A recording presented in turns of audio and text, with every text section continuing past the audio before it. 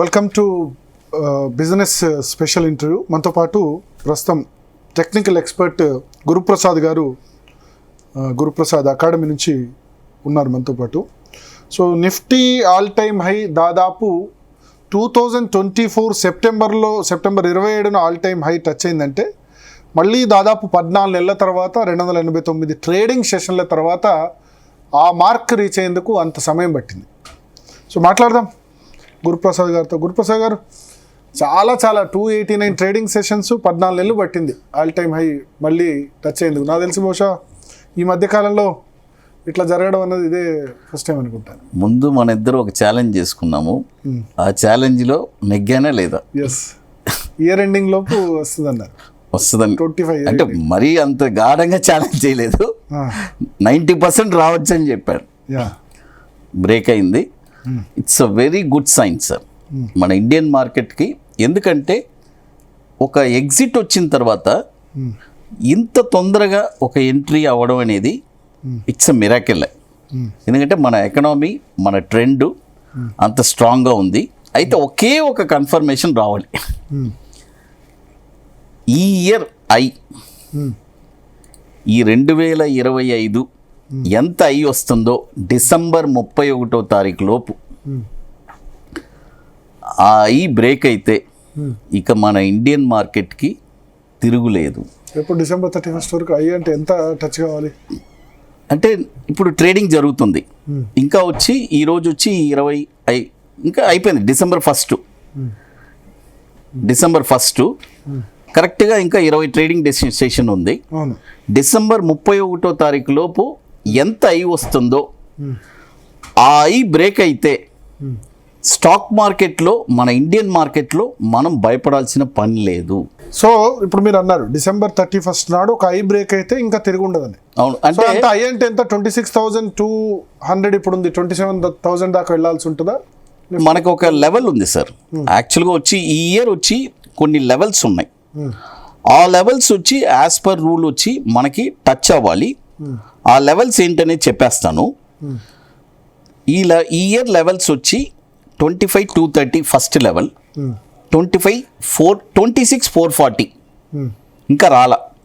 ఇప్పుడు ఎంత వచ్చిందంటే 26,320 వచ్చింది. ఓకే, ఈ 440 క్రాస్ అయితే నెక్స్ట్ లెవెల్ వచ్చి 27,190 దాకా ఈ 31వ తారీఖు లోపు ఒక 800 పాయింట్లు పెరగడానికి అవకాశం ఉంది.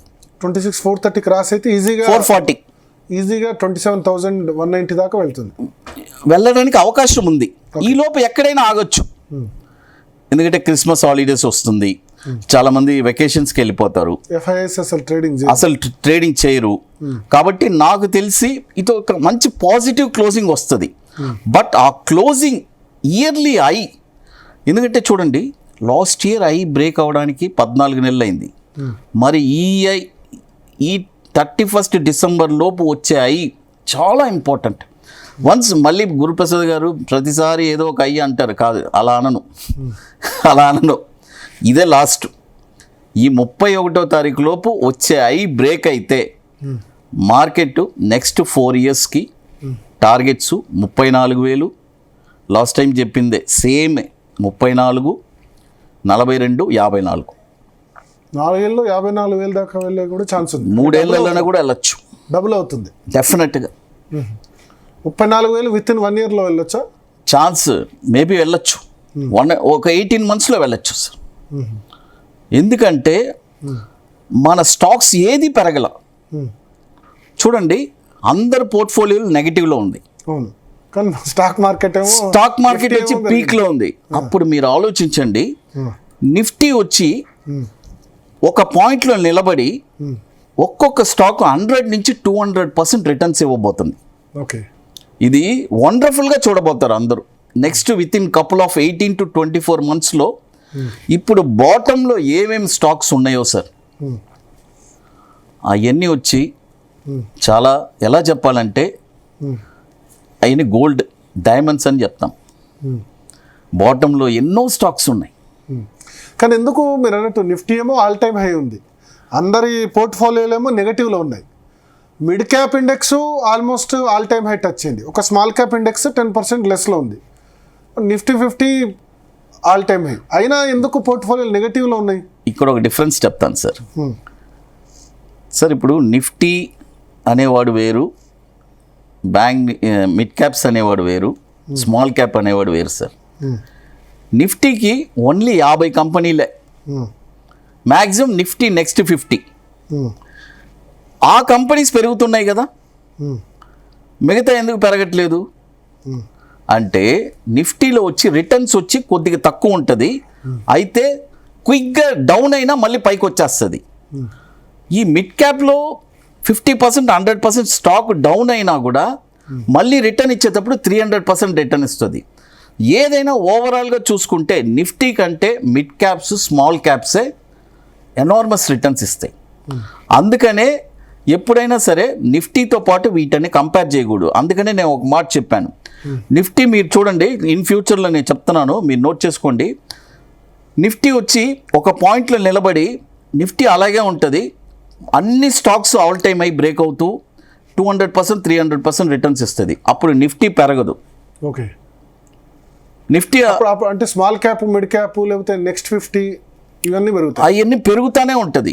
నిఫ్టీ కూడా మళ్ళీ తగ్గదు. ఇప్పుడు కొన్ని పర్ఫార్మెన్స్ మనకు కనబడుతుంది, రిలయన్స్ తర్వాత ఇటువంటి పర్ఫార్మెన్స్ వల్లనే నిఫ్టీ పెరిగినట్టుంది. రిలయన్స్ 30 లక్షల కోట్లు, దాంట్లో మనకి వెయిటేజ్ ఉంది కదా. Reliance, bank Nifty. ఇప్పుడు చూడండి, బ్యాంక్ నిఫ్టీ లాస్ట్ ఇయర్ అసలు ఆల్ టైమ్ హై ఎప్పుడో బ్రేక్ అయిపోయింది. 52,000లో నేను చెప్పాను. బ్యాంక్ నిఫ్టీ ఇక్కడే మనం చెప్పాము, 52,000 ఇంపార్టెంట్ లెవెల్ బ్రేక్ అయ్యి ఈరోజు 60,000కి వచ్చింది. అదేలాగానే నిఫ్టీ నెక్స్ట్ ఇయర్ మనం ఇక్కడ కూర్చున్నప్పుడు మీరు చూడండి, మేబీ 34,000 కూడా ఉండొచ్చు. ఓకే, స్లోగా వెళ్ళిపోతుంది సార్.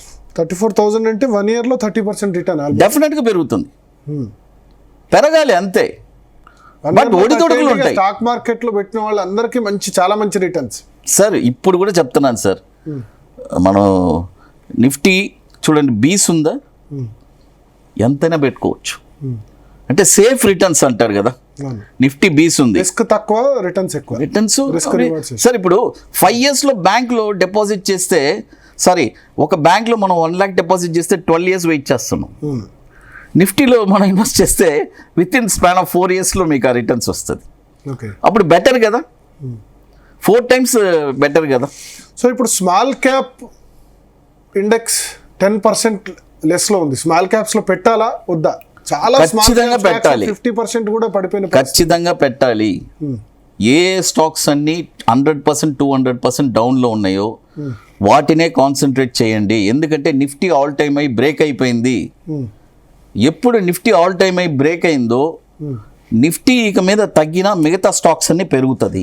నిఫ్టీ కూడా పెరుగుతాయి అంటున్నారు కదా. అవును, నిఫ్టీ సార్ నేను చెప్పాను ఇయర్ అయ్యి అది ఇంపార్టెంట్ సార్. అన్ని క్లియర్ అయిపోయింది అంటే 27,000 రీచ్ కావాలి సార్. ఈ 30 రోజులు ఎంత వస్తుంది మనకు తెలియదు సార్. మీరు మరీ అంత కరాఖండిగా నన్ను ఎంత వెళ్తుంది అడగలేదు, చెప్పలేను. మీరు 2 పాసిబిలిటీస్ చెప్పారు. వెళ్తే జూలైలో వెళ్ళాలి, నిఫ్టీ ఆల్ టైమ్ హై మళ్ళీ టచ్ కావాలి, లేదా December 31st. ఈ డిసెంబర్ లోపు కాకపోతే మాత్రం వరస్ట్ ఫేజ్ ఉంటుంది, అయితే మాత్రం మంచి ఫేజ్ ఉంటుంది అని చెప్పారు. వర్స్ట్ ఫేజ్ లేదు సార్, ఇక వర్స్ట్ ఫేజ్ అనేది లేదు సార్. అయితే ఈ డిసెంబర్ అయ్యి వచ్చి మేబీ నెక్స్ట్ ఇయర్లో జనవరిలో ఫిబ్రవరిలో అయ్యి బ్రేక్ అవ్వచ్చు. ఎప్పుడైనా కూడా మనకి మనం అనుకున్న టార్గెట్స్ అన్నీ రీచ్ అవుతాం సార్. ఓకే ఓకే, అది. సో ఇప్పుడు సరే నిఫ్టీ 50లో కూడా అన్నీ ఏం పెరగలే. ఇప్పుడు బ్యాంక్ నిఫ్టీలో కూడా ICICI బ్యాంకు, HDFC బ్యాంక్ అవి అట్లే ఉన్నాయి. అవును, మిగతావి పెరిగాయి ఖచ్చితంగా, అంటే పెరుగుతాయి సార్. సార్ మంచి ఇంపార్టెంట్ స్టాక్స్ ఏవైతే ఉన్నాయో అవి పెద్దగా కంట్రిబ్యూట్ చేయలేదు. ఫర్ ఎగ్జాంపుల్ చూడండి, ఈ ర్యాలీలో ఏషియన్ పెయింట్స్ పార్టిసిపేట్ చేయలే, బట్ ఇప్పుడు పెరగబోతుంది. అంటే ఏషియన్ పెయింట్స్ అంతకుముందు బాగా పడిపోయి 50% పడిపోయి మళ్ళీ ఒక 30% 40% పెరిగింది. అవును, ఏషియన్ పెయింట్స్ వచ్చి ఇప్పుడు పెద్ద ర్యాలీ వెళ్ళబోతుంది. ఓకే, నిఫ్టీలోదే కదా ఏషియన్ పెయింట్స్. ఇప్పటి వరకు పార్టిసిపేట్ చేయనివి కాన్సన్ట్రేట్ చేయాలంటారా? అవును, పార్టిసిపేట్ చెయ్యింది మనం కాన్సన్ట్రేట్ చేయాలి ఖచ్చితంగా. ఓకే, ఎందుకంటే అంటున్నాను సార్, మార్కెట్లో ఎప్పుడు సార్ మన తిరుమల దర్శనం లాగానే, దర్శనం చూసేవాళ్ళు చూస్తూ వస్తారు, మళ్ళీ వెళ్ళేవాళ్ళు వెళ్తారు వస్తారు, అందరూ మొత్తానికి దర్శనం దొరుకుతుంది. ఓకే, ఏది ఓర్పుగా ఉంటే, ఓకే లేదంటే లేదు. ఓకే డెఫినెట్గా అందరికీ మంచి రిటర్న్స్ వస్తాయి. అది ఓకే. ఏషియన్ పెయింట్స్ గతంలో ఆల్ టైమ్ హై 3,358 ఎంత ఉండే అనుకుంటా. అవును సార్. ఏషియన్ 400 దగ్గరలో 3,400 కూడా దాటింది. అవును, 3,500 క్రాస్ అయింది. ఇప్పుడు 2,800 దగ్గర ఉంది. మళ్ళీ పోతుందా ఆల్ టైమ్ హై? డెఫినెట్గా ఏషియన్ పెయింట్స్ 3,900 టచ్ అవుతుంది. 3,900 టెక్నికలా లేకపోతే fundamentals and technical also. Asian paints వచ్చి మనకి వెళ్తుంది. ఇప్పుడు మరి ఐసిఐసిఐ బ్యాంకు తర్వాత ఇన్ఫోసిస్, టీసీఎస్ ఇవన్నీ పెద్దగా పర్ఫామ్ చేయలేదు. ఐటీ ఇండస్ట్రీ ఎట్లా ఉంటుంది? ఇన్ఫోసిస్, టీసీఎస్ అయితే దాదాపు 30-40% కరెక్ట్ అయినాయి. ఏషియన్ పెయింట్స్ మీకు ఎగ్జాక్ట్ టార్గెట్ చెప్పేస్తాను వినండి. ఎవరైనా సరే ఏషియన్ పెయింట్స్లో హ్యాపీగా ఇన్వెస్ట్ చేసుకోవచ్చు. ఇప్పుడు నెక్స్ట్ టార్గెట్ సార్ 3,392, తర్వాత 3,883, తర్వాత 4,664 సార్. 4,600 దాకా వెళ్ళబోతుంది.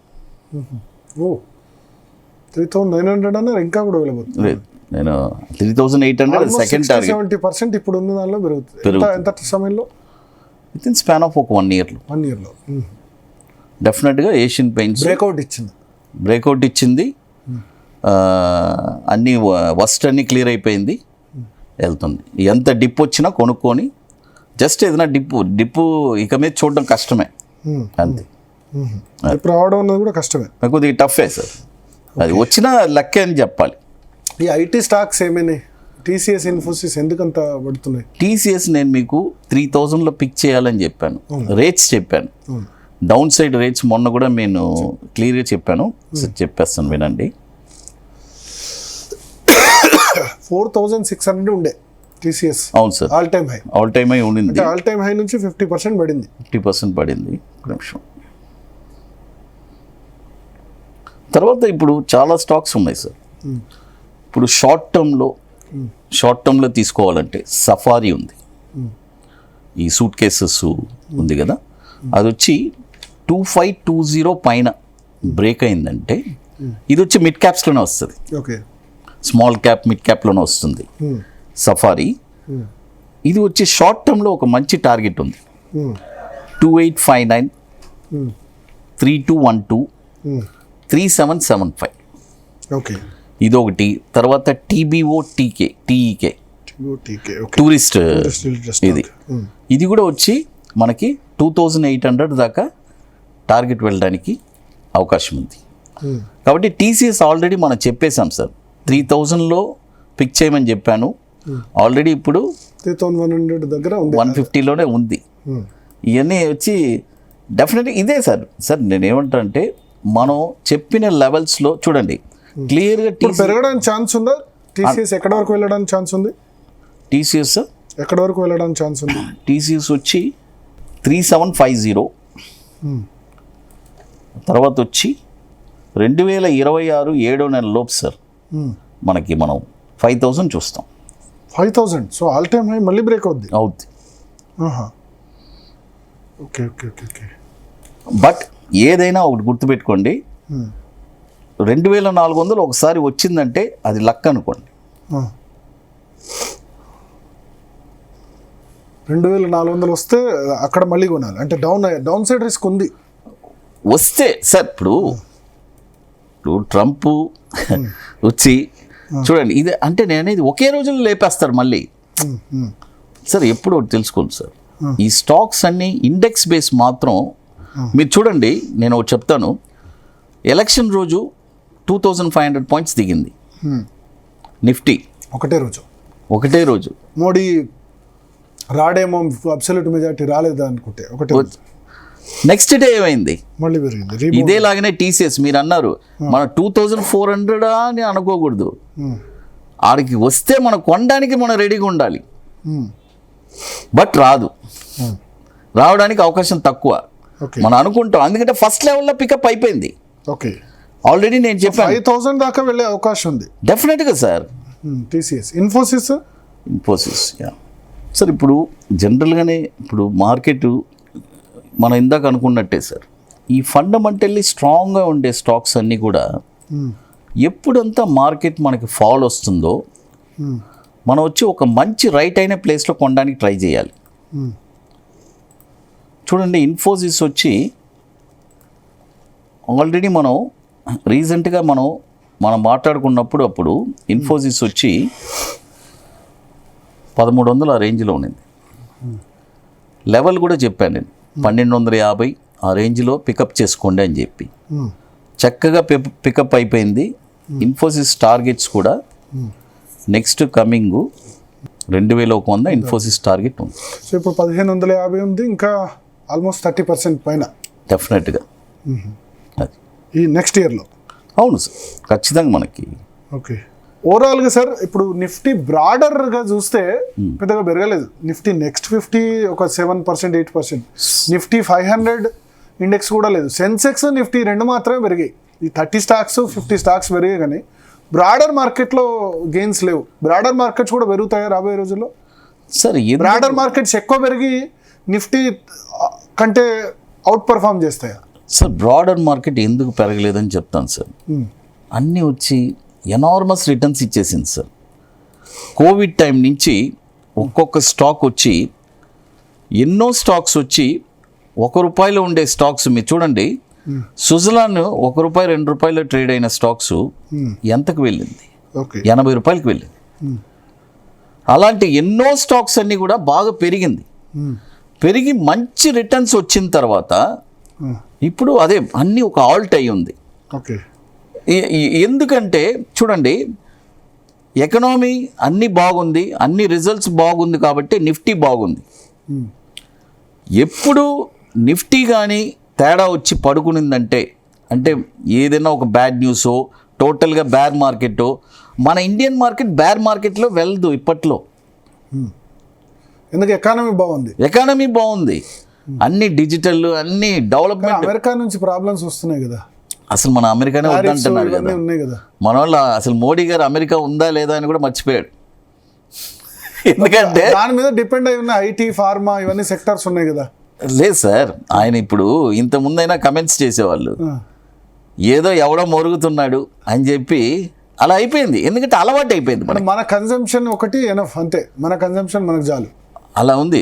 మోడీ గారు ఇప్పుడు సార్ మన వాళ్ళకి చాలా మందికి ఎఫెక్ట్ అయింది, ట్రంప్ వల్ల చాలా మందికి ఎఫెక్ట్ అయింది. అయినా కూడా దాంట్లోంచి మళ్ళీ మనం బయటికి రావాలని వేరే దేశాలతో టైఅప్ పెట్టుకొని ఎన్నో చేస్తున్నాం. కాబట్టి ఈ 3 years ట్రంప్ ఉన్నంత వరకు ఇలాగే ఉంటుంది సార్. ఉన్నా కూడా మన ఎకనామీకి ఎటువంటి డోకా ఉండదు. ఇంకా మంచి నెక్స్ట్ చూడండి, ఎన్ఎస్సి ఐపీఓ రాబోతుంది next year. It's a very good news. అది చాలా మంచి పరిణామం స్టాక్ మార్కెట్కి. ఎందుకంటే ఇప్పుడు ఈ ఐపీఓ కంటే ముందే అన్లిస్టెడ్ షేర్స్ తీసుకోవాలా ఎన్ఎస్సి లాంటివి? ఎన్ఎస్సి అన్లిస్టెడ్ అయితే నేను సజెస్ట్ చేస్తాను, మిగతాది నేను సజెస్ట్ చేయను. ఎందుకంటే ఎన్ఎస్సి మూసేయడు, మిగతా వాడు మూసేస్తాడో ఉంటాడో తెలియదు. ఎన్ఎస్సి మూసేస్తాడా? మూసేయడు, బట్ చాలా ఎక్కువ రేట్ మూసేయడానికి. ఇప్పుడు టాటా క్యాపిటల్ ఎవరో చాలా మంది అన్లిస్టెడ్ షేర్ తీసుకొని లాస్ పోయినారు కదా సార్. నేను చెప్పేదేనండి, ఎవరైనా నన్ను సజెస్ట్ చేస్తే నేను ముందే రిస్క్ అని చెప్పేస్తాను. బాబు నీ ఎన్ఎస్సి నేను రికమెండ్ చేస్తున్నాను, మిగతా ఏది లేదు. ఐపీఓలో చాలా వేలం వెర్రి ఎక్కువైపోయింది. అంటే గ్రో ఐపీఓ చూసినా చూడండి, మనం కూడా ఎంతో మంది మనల్ని అడుగుతున్నారు, కొంటున్నారు. అది అలాట్మెంట్ కాకుండా చేంజ్ చేసి కొంటున్నారు. ఓలా ఎలక్ట్రికల్ 100 నుంచి 40 పడిపోయింది. రీసెంట్గా కూడా 50 నుంచి 40. రీసెంట్గా ఒక అతను దుబాయ్లో ఉన్నారు, ఒక డాక్టర్ గారు. ఆయన వచ్చి గ్రో అడిగారు నన్ను. నేను ముందే రిస్క్ చెప్పాను, సార్ గ్రో వస్తుంది 7,000 crores ఇది, బట్ నేను ఎన్ఎస్సి సజెస్ట్ చేస్తున్నాను. అతను నన్ను సజెషన్ అడిగాడు. అప్పుడు నేను చెప్పాను, అతను అన్నాడు లేదు సార్ నేను ఎన్ఎస్సి వెళ్తాను, గ్రో కూడా వెళ్తాను సార్ అన్నాడు. గ్రో ఒక 10,000 మనం ఇప్పించాం అన్లిస్టెడ్. 125కో ఎంతో 130కి ఎంతో ఇప్పించాం. 180 దాకా వెళ్ళింది. బట్ అయితే వీళ్ళంటే దాన్ని ప్రాఫిట్స్ని చూడగలరే కానీ అమ్ముకోలేరు. 6 months వరకు పీరియడ్ అది గాల్లోనే ఉంటుంది ఆ ప్రాఫిట్స్. మందేనే అనుకోవచ్చు అంతవరకే. టైంకి అందరూ ఎగ్జిట్ అయిపోతున్నారు కదా అది. కాబట్టి ఇంకోటి అయితే బట్ గ్రో వచ్చి మంచి ఇప్పుడు మనకి అన్నిటికీ కాంపిటీషన్గా వచ్చింది. ఓకే. చాలా స్లోగా వచ్చినా కూడా మంచి డెవలప్మెంట్ అయ్యి ఉంది మన ఇండియాలో గ్రో యాప్. ఓకే. ఐపీఓలో ఓన్లీ లిస్టింగ్ గెయిన్స్ వరకు చూసుకోవాలి, అన్లిస్టెడ్ కాకుండా ఐపీఓ అప్లై చేసి వస్తే లిస్టింగ్ గెయిన్స్ తీసుకొని బయటపడాలి, అంతేనా? ఎన్ఎస్సి మాత్రం అలా అనుకోకూడదు. లాంగ్ టర్మ్ ఎన్ఎస్సి ఇప్పుడుండే యంగ్ జనరేషన్స్కి చెప్తున్నాను, మీరు ఐపీఓ వచ్చిన తర్వాత కూడా కొనుక్కోండి. మీరు ఎంత మీ ఉద్యోగంలో సంపాదిస్తారో దానికి 100 రెట్లు ఎన్ఎస్సి మీకు ఇచ్చేస్తుంది. ఓకే. 25 yearsలో. ఓకే. మీ పిల్లల భవిష్యత్తు బాగుంటుంది. ఓకే. అంతే. ఎన్ఎస్సి గోల్డ్ అంతే. It's ultimate. దానికి ఎవరు ఎన్ని వంకలు పెట్టినా కూడా ఏం లేదు. ఓకే సార్, ఇప్పుడు స్మాల్ క్యాప్ తీసుకోమంటారా ఈ టైంలో? 10% లెస్లో ఉంది. స్మాల్ క్యాప్ షేర్సే మీరు ఇప్పటికీ ప్రిఫర్ చేస్తారా? సార్ స్మాల్ క్యాప్ చూడండి, నేను ఒకటే చెప్తాను సార్, ఊరికే ఎగ్జాంపుల్గా చెప్తాను. రాజేష్ ఎక్స్పోర్ట్స్ ఉంది, చాలా కొద్దిగా 180 రూపాయలు ఎంతో ఉంది, ట్రేడ్ అవుతుంది. అవన్నీ మంచి స్టాక్స్. ఎక్కడి నుంచి పడింది? నెక్స్ట్ 5 yearsలో 1000 రూపీస్లో ఉంటాడు. ఇలాంటి ఎన్నో స్టాక్స్ ఉన్నాయి, మనం సెలెక్ట్ చేసుకోవాలి. చూసి మనం సెలెక్ట్ చేసుకుంటే మంచి ఇలాంటి ఎన్నో స్టాక్స్ ఉన్నాయి సార్. రాజేష్ ఎక్స్పోర్ట్స్ ఉన్నాయి, తర్వాత ఇది మన టాటా ఎలక్సీ ఉంది. ఓకే. టాటా ఎలక్సీ వచ్చి ఇప్పుడు మంచి బాటమ్ 10,000 నుంచి దిగుంది, తీసుకోవచ్చు ఇక్కడ డెఫినెట్గా. ఇప్పుడు 3 రేట్లు చెప్తాను కావాలంటే. టాటా ఎలక్సీ వచ్చి ఇప్పుడు 5,255 ఉంది, ఇప్పుడు బై చేసుకోవచ్చు. చాలా కాస్ట్లీ, అది ఎక్కువ పిఈ అని అంటారు కదా టాటా ఎలక్సీ సార్. అవన్నీ సరే, వాటిని కంపేర్ చేస్తే మిగతావి కూడా కొన్ని ఉన్నాయి కదా, అప్పుడు అవి ఎందుకు అది పెరుగుతున్నాయి? ఓకే. మరి వాటికి సమాధానం ఏంటి చెప్పండి? ఓకే సార్, ఒక్కొక్కరు ఒక్కొక్క ఇదిగా చూస్తారు. ఓకే. టాటా ఇప్పుడు ఇక్కడ పిక్ చేసుకోవచ్చు. ఇప్పుడు 5,155 ఉంది, ఇమీడియట్గా పిక్ చేసుకోవచ్చు. నెక్స్ట్ డౌన్ వచ్చి 3289 వస్తే అక్కడ పిక్ చేసుకోవచ్చు. 3289 అంతే, ఇక వేరే ఎక్కడా లేదు. ఇప్పుడు ఈ రేట్ దగ్గర తీసుకోవచ్చు. నెక్స్ట్ 3289 అంతే, ఇంకెక్కడ కొనకూడదు. Next Tata Motors. Tata Motors అంటే ఇప్పుడు స్ప్లిట్ అయిపోయింది. 700 ప్యాసింజర్ వెహికల్ అయితే చాలా దారుణంగా పడిపోయింది. ప్యాసింజర్ వెహికల్ కమర్షియల్ వెహికల్ దాటేసింది ఇప్పుడు. సార్ ఇప్పుడు ఏదైనా వాల్యుయేషన్ వచ్చి 2,700 ఉంది కదా, 700 ఉంది, 350 to 359 రెండు. సో ఇప్పుడు టాటా మోటార్ ప్యాసింజర్ వెహికల్ చెప్పండి, ఎక్కడ కొనొచ్చు? సార్ అది వచ్చి డేటా ఇప్పుడే వచ్చింది. నేను కొనమనే చెప్తాను. టాటా మోటార్స్ ప్యాసింజర్ వెహికల్ 2 కొనుక్కోమని చెప్తాను. కమర్షియల్ కొనుక్కోమంటాను, ఇది కొనుక్కోమంటాను. ఎందుకు సార్? రీజన్ స్ప్లిట్ అయింది సార్. స్ప్లిట్ అయింది సార్. 2,000 రూపాయలు వెళ్ళబోతుంది, 2,000 రూపాయలు వెళ్ళబోతుంది. ఇది 1000 అది 1000 వెళ్తుంది నెక్స్ట్ 3 yearsలో. మీరు చూడండి కావాలంటే. టాటా మోటార్స్ కమర్షియల్ వెహికల్ ఉంది కదా, 280 వస్తే మళ్ళీ కొనండి. ఇప్పుడు 359 దగ్గర 280 వస్తే మళ్ళీ పిక్ చేయండి. అదేలాగా కమర్షియల్ వెహికల్ ఇప్పుడు ఎంత ఉంది? ప్యాసింజర్ వెహికల్ 357 ఉంది, కమర్షియల్ వెహికల్ 359 ఉంది. ఆ రెండు 280 వస్తే పిక్ చేయండి. ఇప్పుడు 357 దగ్గర కొనొద్దా ఈ రేట్లో? ఆల్రెడీ మన దగ్గర ఉంది కదా. ఒకవేళ కొత్తగా కొనండి, 50% కొనండి. 50% ఈ రేట్ దగ్గర కూడా కొనొచ్చు. కొనండి అంటున్నా. 1000 దాకా పోద్ది. 2,000 ఇది 1000 అది 1000 వెళ్ళబోతుంది. సార్ మీరు చూడండి, అంటే చాలా తక్కువ పీఈలో అవైలబుల్ ఉందా? 9.7. సార్ నేను ఫండమెంటల్స్ వెళ్ళను సార్. ఓకే, టెక్నికల్ అంతే. నేను సార్ ఒకే మాట ఫస్ట్ నుంచి 3-4 సంవత్సరాలు 5 సంవత్సరాల నుంచి నేను ఒకే మాట. మీరు నన్ను అటుపక్క రమ్మంటారు, మీరు అటుంటారు, నేను ఇటుంటాను. నేను అటు రాను. ఒక కాల్ నాది మొత్తం. మీరు అటు ఫండమెంటల్ ఫాలో అవుతారు, టెక్నికల్ ఫాలో అవుతారు. అది కాదు, మనం ఒకే ఇదే. అదేలా చూడండి, ఐటీసీ స్ప్లిట్ అయింది సార్. ఐటీసీ పెరిగింది కదా. ఓకే సార్, ఐటీసీ 400 ఉన్నింది. హోటల్స్ ఇప్పుడు ఎంత ఉంది? 250 ఉంది. ఇది 400 ఉంది. అప్పుడు 650 అయిపోయింది కదా. అప్పుడు 400 ఉన్న షేర్ 650కి వెళ్ళింది కదా. అంటే స్ప్లిట్ అవ్వడం కొంచెం అడ్వాంటేజ్ అవుతుంది. డెఫినెట్గా అడ్వాంటేజే. ఓకే. ఇంకోటి ఇప్పుడు రీసెంట్గా హెచ్డిఎఫ్సి బ్యాంకు స్ప్లిట్ అయింది, దాంట్లో ఇన్వెస్ట్ చేయాలి. ఓకే. ఇట్స్ వెరీ అంటే best investment okay. HDFC bank. ఎందుకంటే నెక్స్ట్ 5 yearsలో మళ్ళీ మనం 2000, 2500, 3000 చూడబోతున్నాం. 1000లో ఉంది. ఓకే. ఇంకోటి సార్, షేర్స్లో ఇన్వెస్ట్ చేస్తే మనకి డివిడెండ్స్ వస్తున్నాయి, అన్నిట్లో మనకి అన్ని విధాలుగా బెనిఫిట్ ఉంది కదా. ఇప్పుడు స్టాక్స్ బెటరా మీ ఉద్దేశంలో, గోల్డ్ సిల్వర్ బెటరా?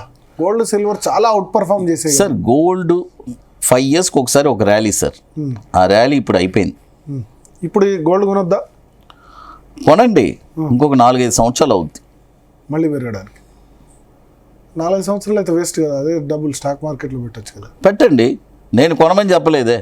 నేను గోల్డ్ రికమెండ్ చేసింది 80,000 రికమెండ్ చేశా. ఓకే. 80,000 రికమెండ్ చేశాను, 1,10,000 టార్గెట్ ఇచ్చాను, ఇంకొక 20,000 ఎక్స్ట్రానే వెళ్ళింది. ఇప్పుడు ఈ దశలో కొంటే కనుక పెరగచ్చు కానీ తక్కువ సార్. ఒక 10,000, 20,000 పెరగచ్చు సార్, అంతే. పడిపోయే ఛాన్స్ ఎక్కువ ఉందా? గోల్డ్ లక్షకు వస్తుందా గోల్డ్? మళ్ళీ రావచ్చు, లక్షకు రావచ్చు. నెక్స్ట్ ఇయర్ రావడానికి ఛాన్స్ ఉంది. ఎందుకు? రీజన్ చెప్తాను, నెక్స్ట్ డిసెంబర్, జనవరి వచ్చిన తర్వాత చెప్తాను. గోల్డ్ లెవెల్ నెక్స్ట్ ఇయర్ 1,10,000 అయితే confirm sir. Next year sir gold ఏ లెవెల్కి వస్తుందని క్లియర్గా చెప్పేస్తాను. 1,10,000 దాకా ఇప్పుడు చెప్పలేను, ఎందుకంటే జనవరి పుట్టిన తర్వాత నాకు డేటా నేను చెక్ చేస్తాను. ఎందుకంటే ఈ ఇయర్ ఆల్రెడీ చెప్పేశాను. ఇంకెంత సార్, 30 రోజులు సార్. జనవరి 10వ తారీఖు అంతా నాకు తెలిసిపోద్ది నెక్స్ట్ ఇయర్ గోల్డ్ ఎక్కడికి వెళ్తుంది. సిల్వర్ ఏమంటారు? సిల్వర్ కూడా సార్, సిల్వర్ 2,25,000 టార్గెట్ ఉంది, it will come. Okay. Silver మాత్రం పెరుగుద్ది. సిల్వర్ కొద్దిగా పెరగడానికి అవకాశం ఉంది. అది అంటే గోల్డ్ కంటే సిల్వర్ మీద బెట్ ఎక్కువ ఉంటుంది. బెట్ ఎక్కువ ఉంది సార్. ఇప్పుడు real estate, stock market, gold, silver, bank deposit, మీరు దేనిలో ఎంత పెట్టాలంటారు? హైదరాబాద్ రియల్ ఎస్టేట్, మీరు చెన్నైలో ఉంటారు, బట్ హైదరాబాద్ రియల్ ఎస్టేట్ పరిస్థితి చాలా దారుణంగా ఉంది. నాకు పెద్దగా ఐడియా కూడా లేదు, మనం వచ్చి వెళ్తూ ఉంటాం. ఓవరాల్ గా బెంగళూరు అయినా హైదరాబాద్ అయినా ఇండియా కంపారిజన్ ఏది బెస్ట్ అంటే? ఏది బెస్ట్? హౌసింగ్ బెస్టా, లేకపోతే రియల్ ఎస్టేట్ లో కూడా కమర్షియల్ బెస్టా? రియల్ ఎస్టేట్ అంటే నాకు ఒకటే చెప్తాను, నీకు 100% ఒక ఇల్లు కావాలంటే ఒక ఇల్లు మాత్రం కొనుక్కో. ఇక మిగతా ఎందుకంటే నా వ్యాపారమే నాకు ముఖ్యం, నేను స్టాక్ మార్కెటే చెప్తాను అంతే. రియల్ ఎస్టేట్, స్టాక్ మార్కెట్ అంటే నాకు ఉండడానికి ఒక ఇల్లు చాలు సార్. ల్యాండ్ వాల్యూస్, భూమి ఉంటే బంగారం అంటారు కదా. గోల్డ్ ఉన్నా బంగారమే, ఇంకోటి షేర్ ఉన్నా బంగారమే. ఇంకా ల్యాండ్ అయినా నువ్వు అమ్మడానికి నానా యాతన పడాలి. షేర్ అమ్మడానికి నేను అసలు ఒక బయర్ని ఎతకాల్సిన పని లేదు, ఒక సెల్లర్ని ఎతకాల్సిన పని లేదు. ఒక బటన్ నొక్కితే చాలు, నా డబ్బులు నాకు వస్తుంది. అంటే మన రేట్ ఉండాలి కదా, అప్పుడు రేటు మనది ఉండొచ్చు ఉండకపోవచ్చు కదా పెట్టిన దానిలో. అంటే అలా కాదు కదా, భూమి రేటు 10 సంవత్సరాల తర్వాత ఖచ్చితంగా అయితే పెరుగుతుంది కదా. ఈ 10 సంవత్సరాలు నేను వెయిట్ చేస్తే నాకు 100 రెట్లు అవుతుంది స్టాక్ మార్కెట్లో. ఓకే. అంటే అది రైట్ స్టాక్ కదా, అన్ని స్టాకులు కాలేవు కదా. నాకు అనుభవం ఉంది, నేను చేసుకుంటున్నాను. మీరు నన్నే కదా అడిగారు, ఎవరినో కాదు కదా. కామన్ ఇన్వెస్టర్ అన్నట్టు. కామన్ ఇన్వెస్టర్స్ అంటే డైవర్సిఫికేషన్ చేసుకోమంట. డైవర్సిఫికేషన్ అన్నీ చేసుకోండి, సమపాలంగా చేసుకోండి. నిపుణులు, బట్ జనరల్ కామన్ గా అదే రియల్ ఎస్టేట్ కంటే సార్ ఇప్పుడు కామన్ గా వచ్చేసాను. ఇప్పుడు కామన్ వచ్చేస్తే ఏం చేస్తున్నానంటే గోల్డ్లో ఒక 30% పెట్టండి, స్టాక్ మార్కెట్లో కూడా 50%లో, ఇండెక్స్లో 30% పెట్టండి, ఒక 20% మిడ్ క్యాప్లో పెట్టండి. ఎందుకంటే ఆ 20% మిడ్ క్యాపే ఎక్కువ రిటర్న్స్ వస్తుంది ఇండెక్స్ కంటే. ఓకే. అది ఇక తర్వాత నార్మల్ అన్నీ సార్. అది కొన్ని పెట్టి కూడా మర్చిపోవచ్చు సార్. ఇప్పుడు భూమి అంటే ల్యాండ్ పెట్టి మర్చిపోవచ్చు అంటారు కదా సార్. అలా అనుకుంటే నేను ఒకటి అడుగుతాను సార్. మారుతి IPO నా దగ్గర ఇప్పుడు ఉంది, సర్టిఫికేట్ ఉంది, అన్నీ ఉంది. అంటే నేను కొన్నది ఉంది, ప్రూఫ్ ఉంది, నేను అమ్మింది ఉంది. నేను మారుతి IPO 2003లో అప్లై చేశాను. 400 షేర్ నాకు అలాట్ అయింది. 125 రూపాయలు. మీరు ఇప్పుడు కూడా వెళ్ళి చూసుకోండి. 125 రూపాయలకు కొన్నారు. IPO వచ్చింది. అప్పుడు గ్రే మార్కెట్లో వెళ్ళి నా బ్రోకర్కి అప్పుడు 160 ఓపెన్ అయింది. ఇది ఓపెనింగ్ ఆ రోజు ఫస్ట్ అయిన రోజు ఓపెనింగే. ఎందుకంటే నేను వచ్చి 2,000 షేర్ 3,000 షేర్ అప్లై చేశాను, నాకు దొరకల, ఓన్లీ 400 దొరికింది. ఓకే 2,000 షేర్ వెళ్ళి కొన్నాను ఓకే బ్రోకర్ దగ్గర. కొని మొత్తం 2,400 షేర్ నేను పెట్టుకున్నాను. ఓకే పెట్టుకొని నా యావరేజ్ 160 రూపాయలే నాది యావరేజ్. ఏదైనా 16,000 ఉండండి, కొన్నాను, 500 రూపాయలు వచ్చింది, అమ్మేశాను. నాకు ఎవరు చెప్పేవాళ్ళు లేరు, ఏది నువ్వు ఒక 20 సంవత్సరాలు ఉంచుకో. ఇప్పుడు నేను చెప్తున్నాను కదా సార్, అలా ఎవరు అప్పుడు మీడియా లేదు, ఏమీ లేదు.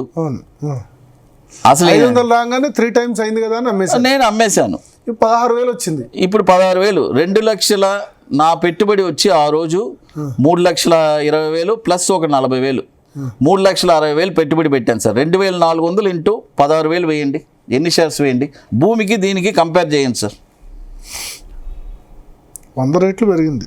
సరే భూమి బంగారమే సార్, పెట్టండి సార్. ఇదే హైదరాబాద్లో ఇదే 3,20,000 పెట్టాను. 2,400 ఇంటూ 16,000 3,84,00,000. 3,60,00,000 పెడితే 3,84,00,000. 100 రెట్లు పెరిగింది 20 సంవత్సరాలు. అదే 20 సంవత్సరాల ముందు భూమి 3 లక్షలు పెట్టిన వాళ్ళకి ఇంత వచ్చిందా? మీరే చెప్పాలి, హైదరాబాద్లో మీరే కదా ఉన్నారు. కరెక్టే, కానీ అన్ని మారుతి సుజుకీలు అవుతాయా? అలా కాదు కదా, అటువంటి స్టాక్లోనే పెట్టాలి మనం ఆలోచించి. అవును, మరి నువ్వు పెట్టుబడి పెట్టేటప్పుడు అది నీదే కదా బాధ్యత. సో ఇప్పుడు అట్లా అయ్యే స్టాక్స్ మీకు ఏమైనా కనబడుతున్నాయి? ఎన్ఎస్సి కాకుండా జొమాటో, స్విగ్గీ ఇటువంటి వెళ్ళొచ్చు. అది మనం ఏదైనా మనకి అది కదా సార్, అది మెయిన్ అయిన ఇన్ఫర్మేషన్ కదా. అది మీకు కావాలంటే తర్వాత చెప్తానులే. పబ్లిక్ సార్, మనం పబ్లిక్ అది మనం చెప్పకూడదు. ఓకే, అది ఎందుకంటే మనం అది చెప్పామనుకోండి, అది చెప్పకూడదు న్యాయంగా. అంతే, పర్సనల్గా మనల్ని అడిగితే మనం చెప్తాం. సో ఈ ఫ్యూచర్లో మనం సార్ ఐడియా ఇస్తున్నాం, వీఆర్ గివింగ్ ఉండండి సార్. ఇప్పుడు నేను వచ్చి ఐడియాస్ ఇస్తున్నా, ఈ ఐడియాస్ బేస్ చేసి మీరు చేసుకోండి అంటున్నా. ఓకే, కరెక్టా? కరెక్టే. అది సో స్టాక్ మార్కెట్లో ఫ్యూచర్లో కూడా ఈ 100 times రిటర్న్ ఇచ్చేవి ఉంటాయి సార్. ఉన్నాయి సార్, కళ్ళ ముందే కనపడుతుంది, ఇచ్చాం కదా. హెచ్ఆర్ మోటార్స్ ఎన్నిసార్లు స్ప్లిట్ అయింది? 30,000 వెళ్ళింది హెచ్ఆర్ మోటార్స్. ఓకే, దివీసు 300 రూపాయలు వచ్చింది, దివీసు 6,000కి వెళ్ళింది. ఓకే, మళ్ళీ స్ప్లిట్ అయింది, మళ్ళీ వెళ్ళింది, మళ్ళీ స్ప్లిట్ అయింది. ఎన్నిసార్లు అయింది? ఓకే సార్, స్టాక్ మార్కెట్లో ఓర్పుగా ఉన్న వాళ్ళకి ఇక్కడ జయమే, ఓకే, వాళ్ళకి విజయమే జరిగింది. ఓర్పుగా ఉండాలి, పేషెన్స్.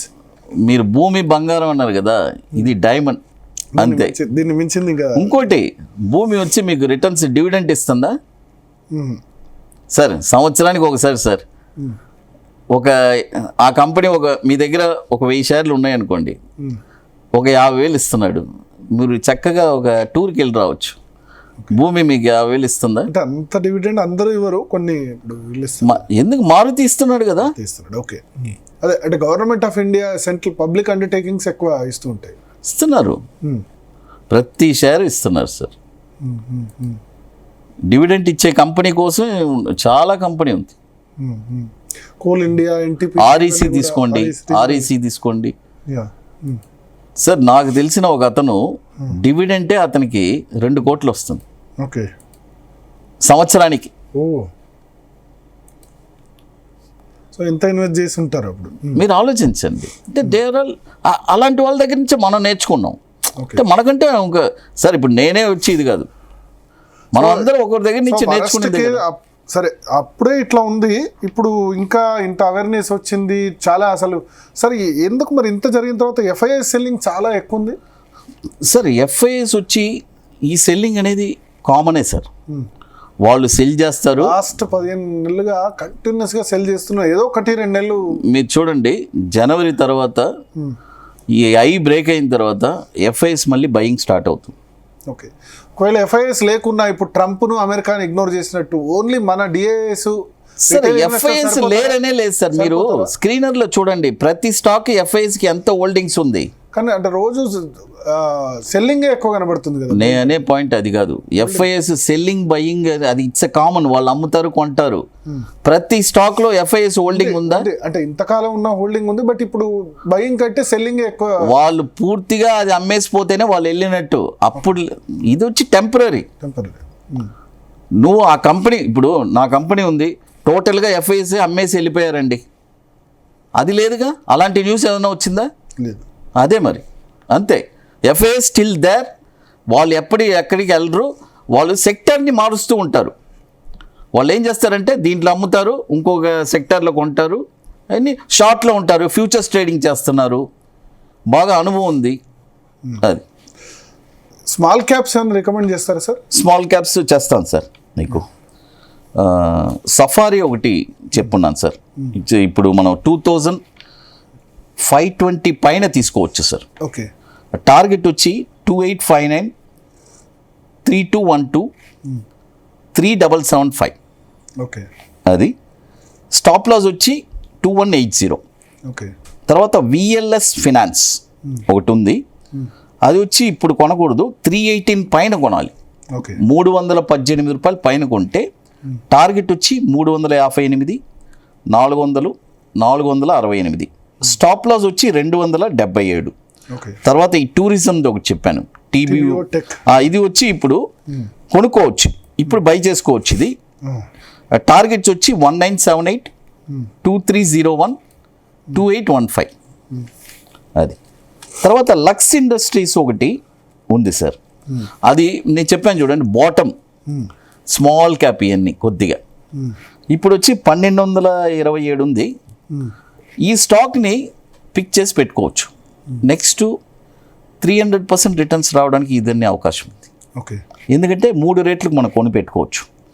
ఇప్పుడు 1220, రేపు 1008, 624 వచ్చిందంటే నెక్స్ట్ 3 to 4 ఇయర్స్లో ఈ స్టాక్ 4000 చూస్తారు. ఓకే. సో మీ బెట్ అయితే ఎప్పుడు స్మాల్ క్యాప్స్ మీద మనం ఉండాలి. స్మాల్ అండ్ లేదు అంటే డైవర్సిఫికేషన్ చేయండి అంటున్నా సార్. ఇప్పుడు పెద్ద పెద్ద ఇన్వెస్టర్స్ ఉన్నారు, స్మాల్ క్యాప్స్ పెరగలేదు, ఆల్ టైమ్ హై అయినా మళ్ళీ అదే 10% తక్కువనే ఉంది. ఇంకా పెరుగుతుంది, టైం పడుతుంది సార్. లాస్ట్ 300% రిటర్న్ ఇచ్చిన తర్వాత వాడు ఎలా పెరుగుతాడు? Okay. It will take small cap లో కూడా సెలెక్టివ్ ఉండాలా? సెలెక్టివ్ ఉండాలి. ఎట్లా దాన్ని సెలెక్ట్ చేసుకోవడం ఎట్లా? విశ్లేషణలు కనుక్కోవాలి.